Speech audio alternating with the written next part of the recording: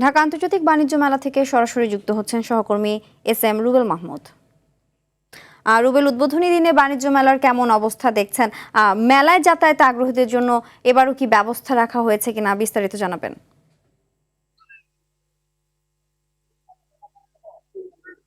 জি, ধন্যবাদ সিনথিয়া। আমি আপনাকে যেমনটা জানাচ্ছিলাম, আমি কিন্তু এই মুহূর্তে দাঁড়িয়ে আছি ৩০তম আন্তর্জাতিক বাণিজ্য মেলা ২০২৬-এ। যেটা হচ্ছে যে এখন রূপগঞ্জের যে পূর্বাচল এলাকাটি রয়েছে, সেই পূর্বাচল এলাকায় কিন্তু এবারের বাণিজ্য মেলাটি এবার মানে কঠিন একটি কিন্তু সাজিয়েছে এখানকার এবার যে বাণিজ্য মেলাটি। আরেকটি বিষয় হচ্ছে যে আরেকটি জিনিস বিষয় জানতে চেয়েছেন, যেটি হচ্ছে যে যারা এই দর্শনার্থীদের জন্য যে কোনো ব্যবস্থা রয়েছে কিনা। এবার কিন্তু বিআরটিসি যে বাসগুলো, শাটল বাসগুলো রয়েছে, সেই শাটল বাসগুলো কিন্তু কুড়িল থেকে একেবারে এখানে আমাদের যেই পূর্বাঞ্চলের যেই বাণিজ্য মেলাটি রয়েছে সেখানেই কিন্তু প্রতিনিয়ত ঘন্টায় ঘন্টায় কিন্তু সেই বাস থেকে ছেড়ে যাচ্ছে, আবার এখান থেকে তাদের নিয়ে আসছে। তবে একটি বিষয় থাকার কারণে কিন্তু যার ফলে আপনার একটু কনকনে ঠান্ডা একটি অবস্থান আসলে মানুষের মধ্যে রয়েছে। তবে যে ঠান্ডার কারণে কিন্তু আমরা দেখতে পাচ্ছি যে অনেক লোক কিন্তু এখন অবস্থান করছেন যে বাণিজ্য মেলার দিকে।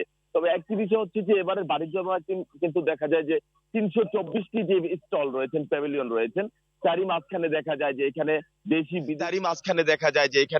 দেশি বিদেশি সহ ভারত, তুরস্ক, সিঙ্গাপুর, মালয়েশিয়া, হংকং সহকারে বেশ কিছু কিন্তু দেশের বাইরের পেভিলিয়ন এখানে রয়েছে। তারা কিন্তু বলছে যে আসলে এবারের যে রাষ্ট্রীয় ৩ দিনের শোক থাকার কারণে কিন্তু দেখা যায় যে তাদের এই যে ১ তারিখে বাণিজ্য মেলাটি শুরু হওয়ার কথা রয়েছিল, দেখা যায় সেই ১ তারিখের জায়গায় আজকে ৩ তারিখে কিন্তু আজকে উদ্বোধন করা হয়েছে।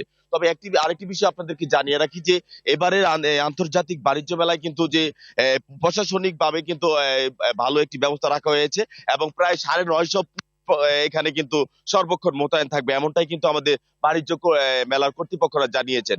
আরেকটি বিষয় হচ্ছে যে এখানকার যে নির্বাহী ম্যাজিস্ট্রেটরা রয়েছেন, তারাও কিন্তু আমাদেরকে জানিয়েছেন এখানে মোবাইল কোর্টের মাধ্যমে আমরা সর্বোচ্চ ভাবে যে আসলে এই যে এখানকার সার্ভিস দেওয়ার জন্য প্রস্তুত রয়েছি। তো এই ছিল আমার কাছে আজকের প্রথম দিন বাণিজ্য মেলা থেকে সর্বশেষ সংবাদ। সিনথিয়া, ধন্যবাদ।